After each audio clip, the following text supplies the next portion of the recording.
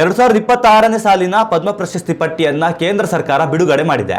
ಈ ಬಾರಿಯ ಪದ್ಮ ಪಟ್ಟಿಯಲ್ಲಿ ಕರ್ನಾಟಕದ 9 ಸಾಧಕರು ಸ್ಥಾನ ಪಡೆದಿದ್ದಾರೆ.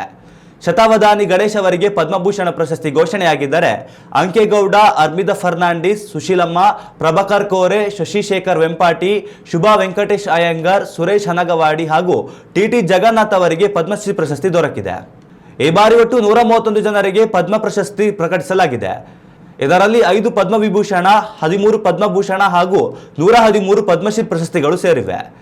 ಬಾಲಿವುಡ್ ಹಿರಿಯ ನಟ ಧರ್ಮೇಂದ್ರ ಹಾಗೂ ಕೇರಳದ ಮಾಜಿ ಸಿಎಂ ವಿ.ಎಸ್. ಅಚ್ಯುತಾನಂದನ್ ಅವರಿಗೆ ಮರಣೋತ್ತರ ಪದ್ಮವಿಭೂಷಣ ಪ್ರಶಸ್ತಿ ಘೋಷಿಸಲಾಗಿದೆ.